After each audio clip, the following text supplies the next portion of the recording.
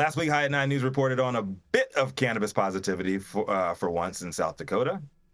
Secretary of State Monet Johnson confirmed to the Associated Press that Mount Rushmore State's adult use legalization campaign had gathered enough valid signatures to appear on the November ballot. The last 5 years have been an emotional roller coaster for pro-pot South Dakotans. When another ballot initiative in 2020 made adult use cannabis legal, South Dakota's puppy murdering prohibitionist governor Kristi Noem had other plans.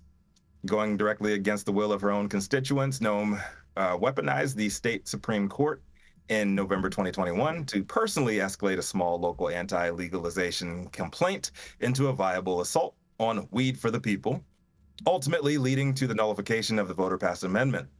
In 2022, voters rejected another initiative that would have allowed adults to possess and use homegrown cannabis, but did not establish a recreational cannabis market. With election season in full swing again, this fall, South Dakotans will have a third crack at legalizing, and this time with 22,000 signatures already tallied as of this week, comfortably passing the required 17,508. There's more support than ever to get it done. But just when we thought all things were looking up, she strikes again. According to SDPB Radio's CJ Keene, registration fees for medicinal cannabis businesses will go up nearly 70% by the end of this month. The decision was made by the State Department of Health, which has the authority to raise the fee following the passage of Senate Bill 43 this session. Once the bill becomes enforced, certification prices will rise to $9,000. Currently, it stands at $5,310. The new law takes effect the 1st of July and requires the fee hike to go into effect by September 30th. The new law, since Noem won her re-election campaign in 2022, South Dakota will unfortunately have to put up with the governor's prohibitionist policies at least until 2026. That's 2 more years of Kristi Just Say No Noem in office. And after banning Delta 8 back in February, I'm predicting a huge spike in South Dakota for spice and K2 sales until then. Big prayers up for the people of South Dakota. I'm Rico Lamitte, the dopest dad on the street for High at 9 News. What do you guys got to say about Kristi Noem? Favorite for VP pick? Above market? I would need to forward an article about how cannabis businesses help property values go up and also help create tax revenue for children's programs, law enforcement, education, all kinds of beautiful things. I don't know, maybe somebody should sit down and just forward her some articles because she's not seeming like someone who's going to be rational in conversation. I don't trust anybody who doesn't like weed and who doesn't like dogs, and she kills dogs and she hates weed. I'll tell you right now, anyone that is saying that Governor Kristi Noem is in first place to be the president's VP pick is just crazy and wackadoodle and trying to push some other type of agenda, because that is definitely not the case. There's no advantage. Palin 2.0. No. There is zero advantage. Okay, Trump is going to carry South Dakota in double-digit margins. There is no advantage to propping her up as a VP pick. It makes absolutely zero sense. But politics aside, her administration obviously is ignoring the 20 years of research that they could have used in crafting this regulation. If you want to overregulate and tax the hell out of a cannabis product and out of dispensaries and out of everything else, what you will do is you will create the trap market. Mm-hmm. Welcome to California, South Dakota.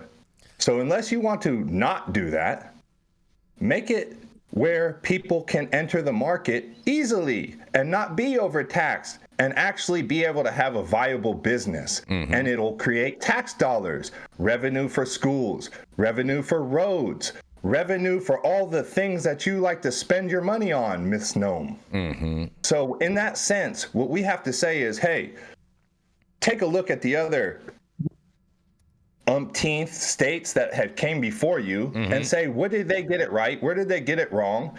And pick and choose out of those places to be able to get this situation right. But obviously that's not happening. They're going to make it overtaxed. They're going to create a trap market, and then they're going to start over-policing people and putting them in jail. And then that creates a vicious cycle that we know how that movie ends. So here we go.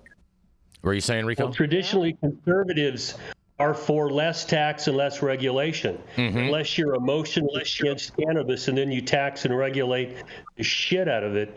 And that's what we're dealing with here. It's not logical, it's emotional. I mean, for whatever reason, she's convinced herself, and perhaps others have, that this is going to be the end of Western civilization if someone's allowed to smoke weed legally. And this is what we're facing. I've seen it many times here in California, where the conservatives that don't like weed violate every tenet of conservatism, and they end up, as Luke said, spending law enforcement resources trying to police this shit because people are going to buy weed. If I can't buy it in the store, I'll step around in the alley and somebody's got some food from wherever. 100, absolutely. I mean, I just don't understand why they're propping up Governor Kristi Noem and trying to say that she's going to be the vice presidential pick, because this just Jason caught up on the vice presidential. I mean, pick you part. are really stuck on that. How about we just focus on the story at hand here, Jason? I'm just saying. Yeah. I'm just calling out. I'm just calling out malarkey when I hear malarkey. That's all. Well, politically speaking, she seems to be as dumb as a box of rocks. How do you advertise I shot a puppy? And at this, How do these people At the get same- in office? That's what I at the same time, you know, I mean, I think it's important to note that she is the only governor that has had a medical cannabis bill passed by the people that was ultimately rejected. And I think that really speaks to her political astuteness and her willingness to listen to the people. So I'm hoping that the overall general public band together and push back against any pushing forward of Governor Kristi Noem for the vice presidential seat. That's the epitome of being anti-democratic, right? Is somebody who, when your entire constituency says we want one thing and the single person says no you don't, this is the way we're going to go. Yep, exactly. It sounds like a dictatorship to me. Yeah, tyranny.